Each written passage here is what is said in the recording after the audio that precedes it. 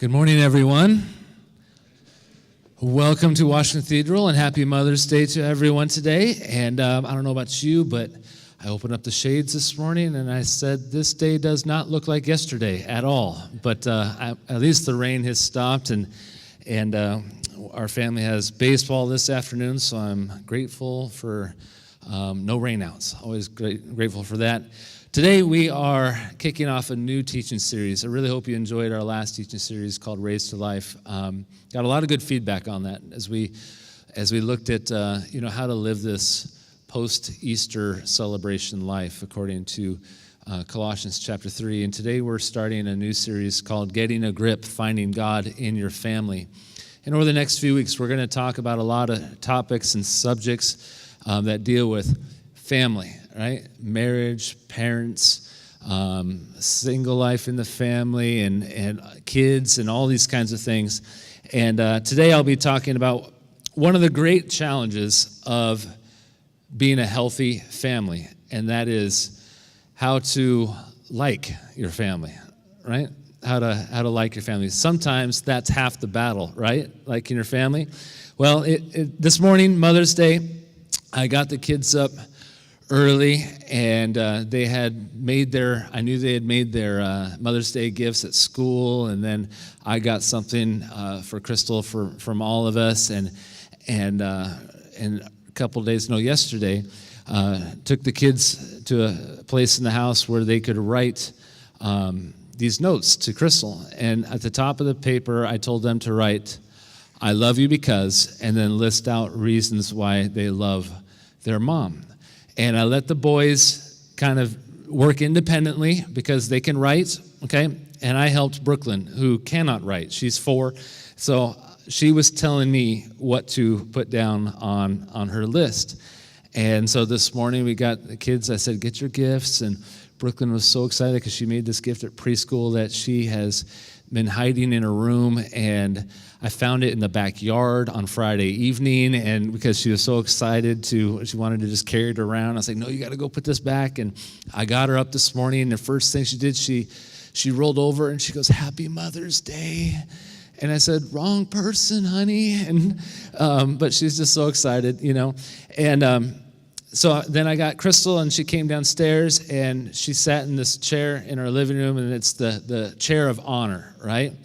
And I started with our oldest, and Cade walked up to her and gave her his gift, and he began to read, "I love you because ... right? And one of them was, "Because you make me food." All right?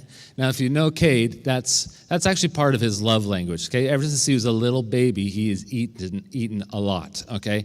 And he loves to eat, and he's like our human vacuum. And so no big deal, right? I was like, oh, yeah, that makes sense to hear it from Cade. All right? Now, remember, I let the boys write independently when we were doing this, and I didn't really look at what they had written down. I should have, now that I'm thinking back to it. But Mason comes up there. Mason's 9. He turns 10 tomorrow. And he comes up there and has his list, right? "Because you make me feel better when I'm sick." And he's kind of our thoughtful kid. He's very thoughtful for a 9-year-old. It really is amazing. But then somewhere towards the bottom was, "Because you make me food." Now I'm starting to think, this probably isn't going to bode well for me, right? Taylor comes up there, and he's got his list. He's 7. He's got his list, and somewhere in the middle of that list was, "I love you because you make me dinner." Now I'm thinking, and Crystal at one point had said, "Whoa, it's a good thing I make dinner around here," and I knew, I was kind of like, do you realize, boys, what you've just done, right? I'm probably going to be making dinner more often around the house, okay? And so note to self, check their list before they start, reciting it before mom. But hopefully you moms have enjoyed your day thus far this morning. And Mother's Day, Father's Day, such a big difference between moms and fathers. There's the reason why Mother's Day is such a big, it's a $1 billion industry in America, and it really is a special day. And earlier this week, I had texted Crystal, just heads up about some details of Mother's Day. And her reply back, I wish I had saved the text because I would read it. It was something along the lines of, I don't do anything too big. I just want to spend time with the kids and feel special, right? Okay? So that's what we're hopefully doing today. Now, it is too bad she has to endure a baseball game on Mother's Day, but, that's just the way it is. It's one of the sacrifices she makes. So big difference between moms and dads, because you'll never find a dad texting his wife saying, don't make it a big deal. I just want to feel special, and I just want to spend the day with the kids. Dads, no. Us dads, we're like, can I have a hall pass and go golfing with my buddies? Can I go to the movies or maybe the Mariners game or something like that, right? No dad ever says, I just want to spend time with my kids. That's what makes moms amazing, because they work so hard and tireless day in and day out with their little ones, right? And she gets her breaks, and she has her girls' nights out and all these things like that. But it's amazing that the heart of a mom on Mom's Day wants to be with her kids. It really is an amazing thing. Well, the title of my message is Love, Learning How to Like Our Family. If you drove up and you may have seen the sign, it says something different. And it says Family Circus. And the two reasons. Main reason is because I can't get this title to fit on that screen. So I went with Family Circus because I came across this week and I found it very funny and very true.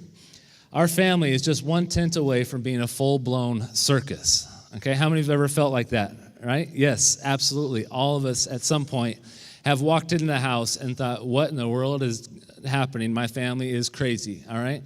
I have family members that sometimes, I gotta really gear up for family gatherings, right? I really gotta get, prepare myself to spend time with them because it's just kind of crazy, right?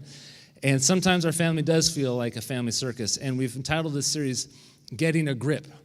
And if you've ever been told, maybe you've come to somebody, a parent or someone at some point, and you're kind of complaining about something, and I don't feel good, or so-and-so is making me upset or whatever, and they tell you, oh, get a grip, right? Get over it. Whatever. You're fine. Toughen up, right? Get a grip. That's not the message we're implying here with this series. Getting a grip, getting a handle on our family in a way that we might find deeper faith, that we might find God, that we might practice grace and patience and love in our family. Because we all know family is important. And if there's ever a truth, it's this: we didn't get to choose our family, right? We don't get to choose our family. Family's hard work. Family's difficult at times. And I had my pastor growing up in Tacoma, large church, and he would tell these jokes. He had like 5 really good jokes that he would rotate, right? And one of them was he would always talk about he and his wife, and his wife's name is Lorraine, and he would say things like, Lorraine and I, we love each other. That's never in doubt. I love Lorraine, and Lorraine loves me. And then he would go on to say, but sometimes we really don't like each other, right? And everyone would laugh. I don't do the joke justice, but everyone would laugh. My parents would be laughing, and here I am, a teenager, thinking, he's told this dumb joke so many times. Why do you all laugh at this joke? Mom, Dad, why is that still funny to you? After hearing this, he just said this joke like 3 months ago. It's not funny, right? Well, I've been married 16 years now, which means I get the joke. I now know why Mom and Dad were laughing, right? I now know why all the adults were laughing and all of us teenagers were like, that's the dumbest joke ever. I don't get it, right? Because there's never any doubt that I love my wife. I never doubt her love for me. Oh, but there have been plenty of times in 16 years where we can be across the room from each other and not necessarily like each other in that moment. There are times where having a preteen boy in the house, it's like, oh, here we go, right? I love you, son, but right now I don't really like you all that much. It's probably best if we're not in the same room for a little while, right? The truth is, sometimes loving our family is easier than liking them. And when I just say the word family, if I were to go around to everyone in this room and ask you, what's the first word that comes to your mind when I say family? I'm sure I would get all kinds of different definitions, all sorts of meanings and interpretations and words. And just by hearing me say family up here, it might be conjuring up all kinds of different feelings and emotions in you. Some of us, we can look back on our family and see a lot of joy, a lot of happiness, family vacations, great Christmases, right? Mom and dad together, and everyone seemed to get along. It wasn't perfect because nobody's family is. But then some of us in here, we can look back on our family and it was constant yelling. It's mom and dad divorcing when we were young, maybe experiencing a lot of neglect, abuse, harm, maybe going from home to home to home because you were, in adoptive homes or foster homes, I should say. And family brings up tension, hurt, maybe some regrets, resentments.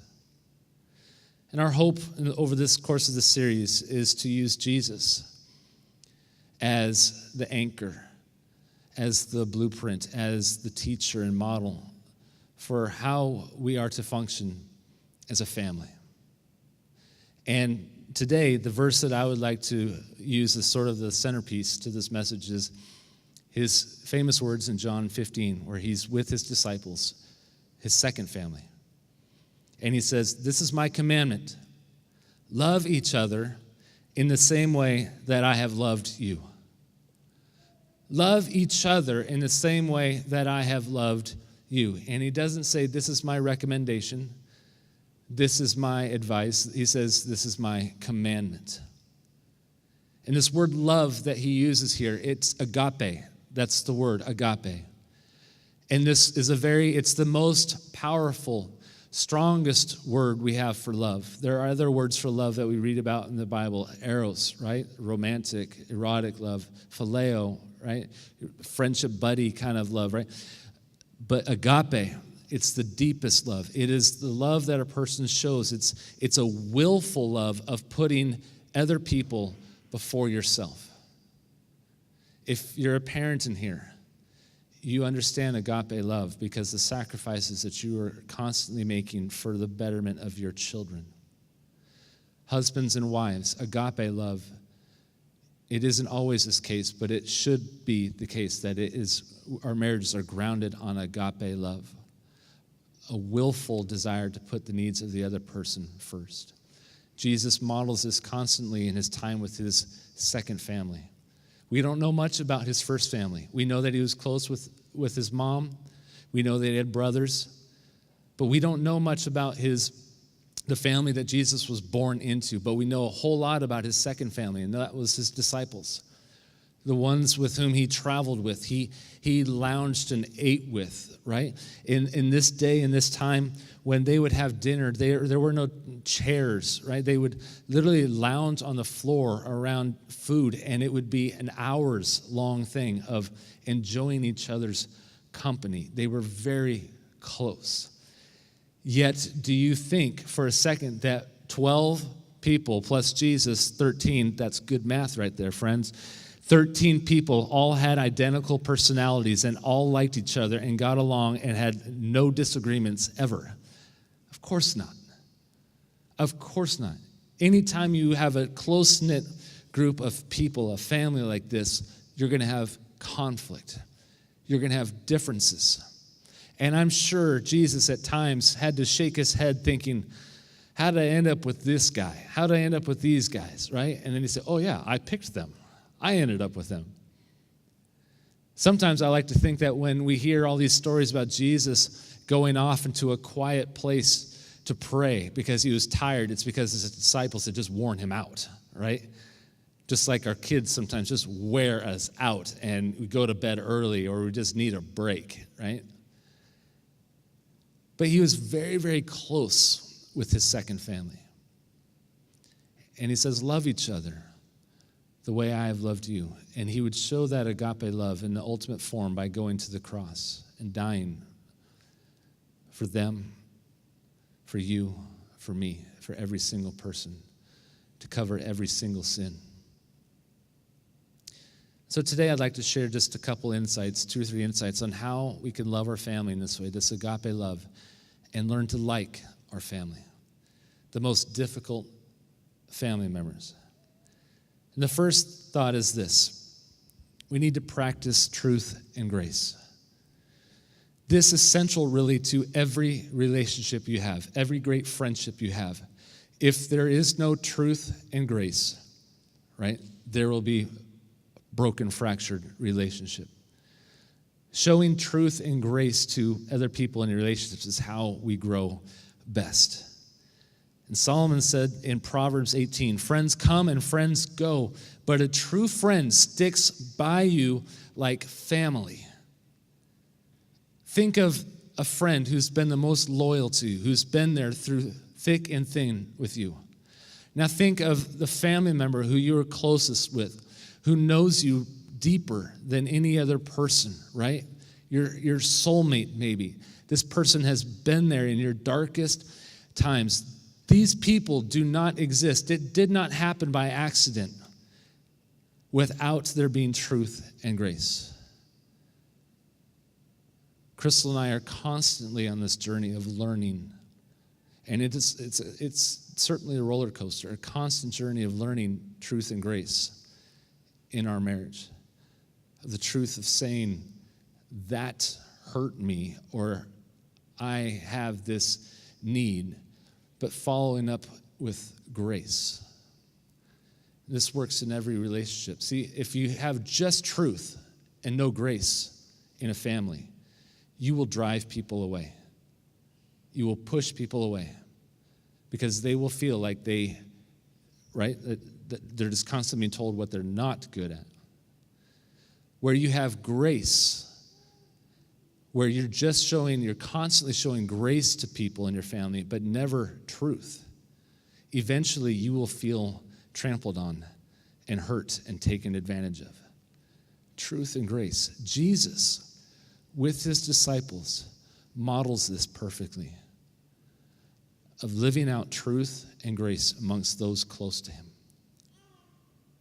And when it comes to being friends and liking our family, we have to practice this. The second thing is this: understand your friendship with God. The more you understand your friendship with God, it will open up doors to friendship within your family. Paul says in Romans chapter 5, and this is from the paraphrase called The Message. He said, "But God put his love on the line for us by offering his Son in sacrificial death while we were of no use whatsoever to him." Common translations will say while we were still dead in our sins, right? The Bible also uses words like children, adopted, sons, daughters, heirs. These are all family words.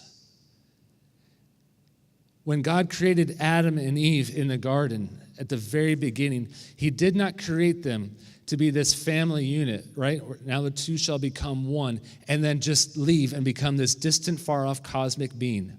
No, he remained close as a father, because relationship, family, has been as designed from the very beginning, and it broke. It fell apart. And he has to give us his Son, Jesus, to become the answer, to become what restores the original plan.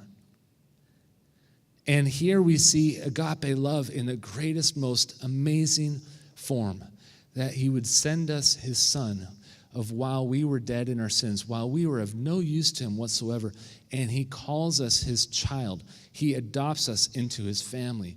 We are sons and daughters. We are heirs with Jesus. And friends, let me remind you this: you did nothing to earn that.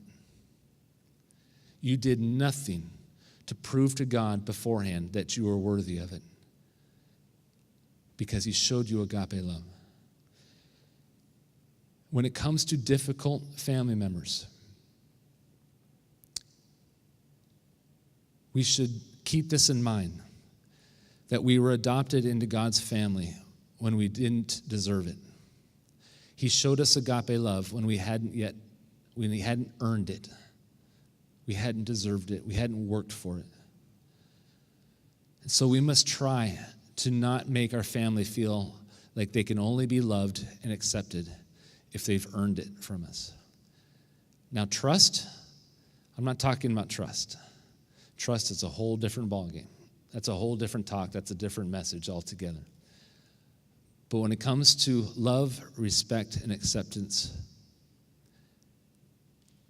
they don't have to earn it. Me and my sister, I've said this before, we're 5 years apart. My sister was adopted. My parents adopted her from a hospital, from Oregon, from Portland, from a teenage mom. And she gets the adoption thing. We've never been close, my sister and I.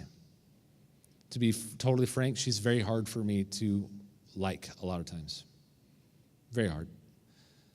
I have an uncle who is extremely hard to like at times because he's a bigot. He's racist. I don't want him in my house around my kids. But I still have to love him. When I was young, I remember him taking care of me when my parents would be gone on weekend trips or whatever, and he was a great, fun uncle, right? And over the course of his life, he's changed a bit, and it's difficult to be around him. But I have to remember that despite how challenging my relationship with my sister can be, I need to love her because she's my sister.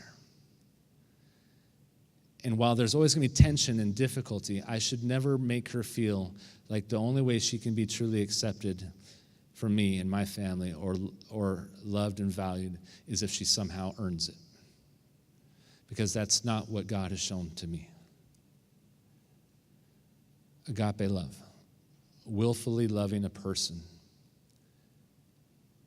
and putting yourself out there for another person, even if they don't deserve it. And the last point that kind of goes along with this is this. The family that you've had, past tense, does not have to be the family you have, present tense or future tense. You see, as I said at the beginning, when I say family, it can conjure up all sorts of different meanings and feelings. And the family that you have has built this framework in your mind about what family is. I've recently joined this CrossFit gym in which I have this coach who I really admire and like. He's 26 years old, and he's just this really cool guy, and he's fun, and he's helping me out physically a lot, but we have very different views of family because we've had very different experiences with family. He has a live-in girlfriend. They've been together for years. They have no desire to be married, and the idea of having kids just creeps him out. And this week, we had sort of this awkward conversation. I had no idea it was coming at me, but he just said, you people with your big families, he's like, 4 kids, why would you want to do that to them?